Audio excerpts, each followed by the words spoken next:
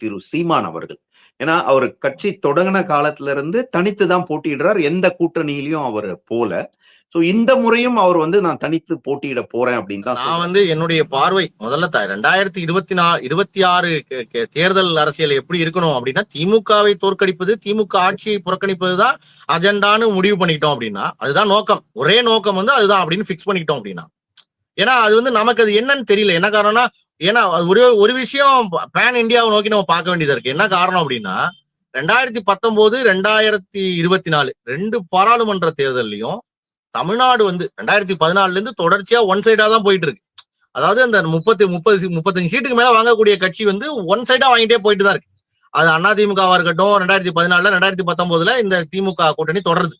அப்ப இதுல பாத்தீங்கன்னா, இதுல ஒரு சேஞ்ச தர வேண்டிய தேவை 24, 29 உறுதியா இருக்கு. இல்ல, ஃபர்ஸ்ட் பாயிண்ட் திமுகவை வீழ்த்த வேண்டும். அது நம்மளோட கோர் அஜெண்டா. அந்த அஜெண்டாவுக்கான காரணம் தெரியாத போது அமைக்கிறாங்க.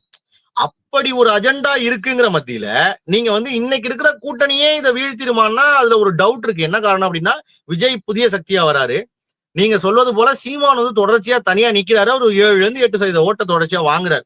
அவர் எவ்வளவு கீழே போனாலும் ஒரு 5-4% கீழே போவாராங்கிற டவுட் இருக்கு நம்ம எல்லாருக்குமே. அந்த ஒரு குழப்பம் இருக்கு. 5 கீழே 4 கீழே போறது கஷ்டம். சோ அவர் சீமான் போன்ற ஒரு சக்தி ஒரு மிகப்பெரிய பேச்சாளர். தமிழ்நாடு முழுக்க திமுக காங்கிரஸுக்கு எய்தாப்புல அவருடைய அலை என்பது பேரலையை கிரியேட் பண்ணக்கூடிய ஒரு வாய்ப்பு மிக்க நபர் அவரு. ஒரு காலத்துல வைகோவுக்கு இந்த சக்தி இருந்தது. நீங்க வைகோவுக்கு தமிழ்நாடு முழுக்க பிரச்சாரம் பண்ணக்கூடிய பலமும் இருக்கிற கூட்டணியை எதிர்த்து அவர் பேசக்கூடிய தான் ஆதரிக்கக்கூடிய தரப்பினுடைய வலிமையை மக்களுக்கு மிக தெளிவாக விளக்கக்கூடிய ஒரு தலைவரா அவர் இருந்தாரு. அந்த இடத்த உறுதியாக இன்னைக்கு சீமான் நிரப்புறார். சீமானுடைய நோக்கம் பெரிய நோக்கமாக இருந்தால், அது திமுகவை வீழ்த்த வேண்டும் என்கிற நோக்கமாக இருந்தால், அவர் உறுதியாக மற்ற கொள்கை கோட்பாடுகளை தாண்டி அரசியல் ரீதியாக அந்த ஒரு பொது புள்ளிக்கு அவர் இந்த கூட்டணியோட என்டிஏவோட சேர்றதுதான் ரைட்டு. அப்படி சேரலைன்னா வரலாற்றில் அவர் திமுகவை ஆட்சிக்கு வருவதற்காக பாடுபட்டார் என்றுதான் எழுதுவாங்க.